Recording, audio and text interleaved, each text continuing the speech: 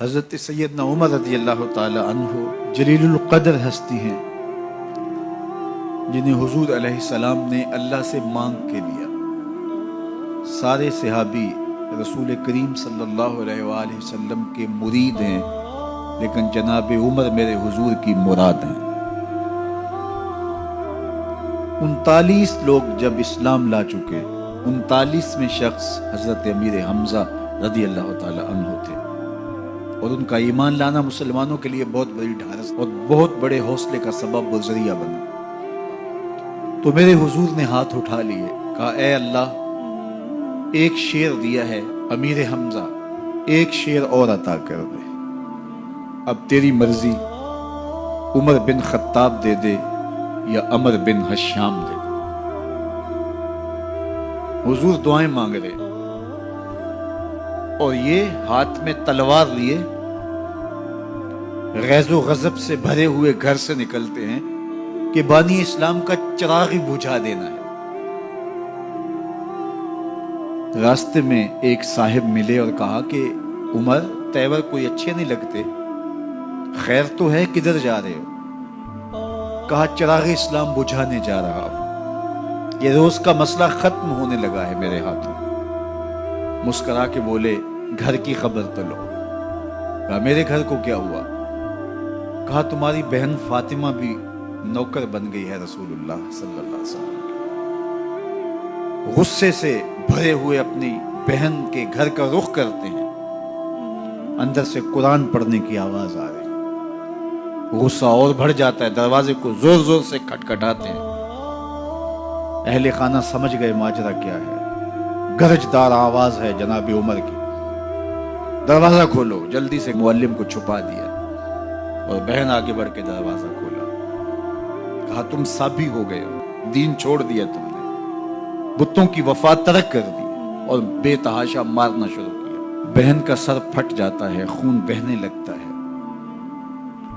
اور یہ مارتے چلے جاتے ہیں۔ فاطمہ بنت خطاب بولی عمر، تم خطاب کے بیٹے ہو، سنو میں بھی خطاب کی بیٹی، جو ظلم جو جبر کرنا ہے کرو، میں محمد عربی کا دامن نہیں چھوڑوں گی۔ سوچنے پہ مجبور ہو جاتے ہیں وہ کون سی طاقت ہے جس نے بجلیاں بھر دی اس کے اندر۔ کہا جو تم پڑھ رہے تھے مجھے بھی سنا سکتے ہو؟ کہا تمہیں غسل کرنا ہوگا۔ عمر اپنے بدن کو دھو رہے ہیں، میرا رب دل دھو رہا ہے۔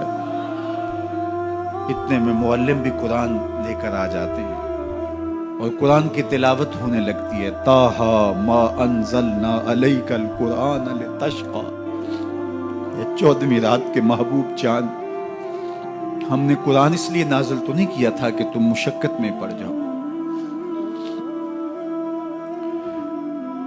بے تاب ہو گئے، کہا عمر کی عمر برباد ہو گئی، مجھے لے چلو حضور کی چوکھٹ پہ۔ تلوار حمائل کی ہے، بہنوئی ساتھ ہیں،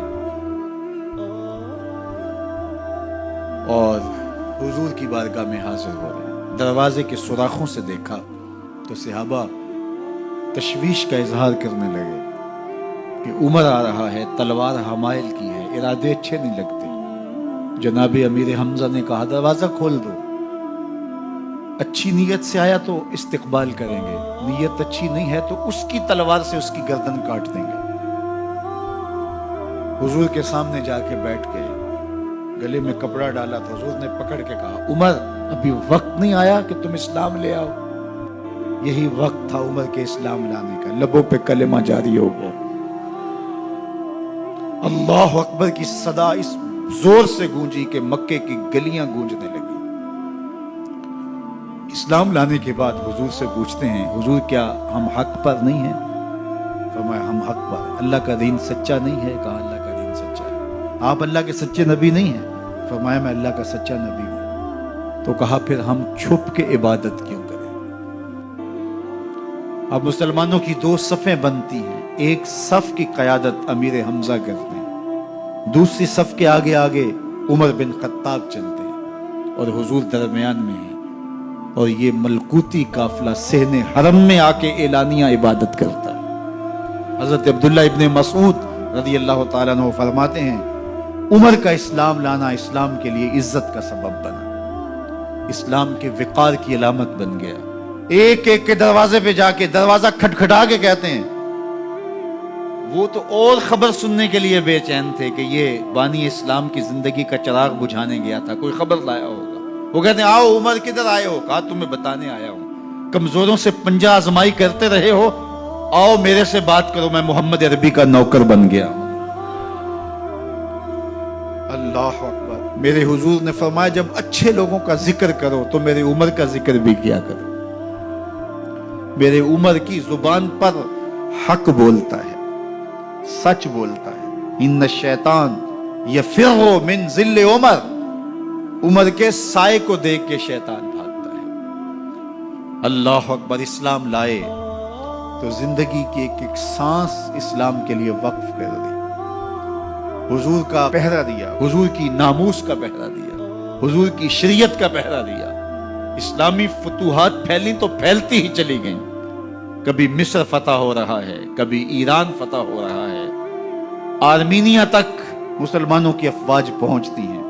22 لاکھ مربع میل پر حضرت عمر رضی اللہ تعالیٰ عنہ کی سلطنت پھیل جاتی ہے۔ عدل و انصاف کا دورہ ہوتا ہے۔ زمانے نے دیکھا کہ غیر مسلم بھی عدالت میں کھڑا ہے تو اسے خوف نہیں ہوتا تھا کہ میرے سے ناانصافی ہوگی، اس لیے کہ حکومت عمر کی چل رہی ہے۔ وہ بھی مطمئن ہوتا تھا کہ میرے ساتھ انصاف ہو۔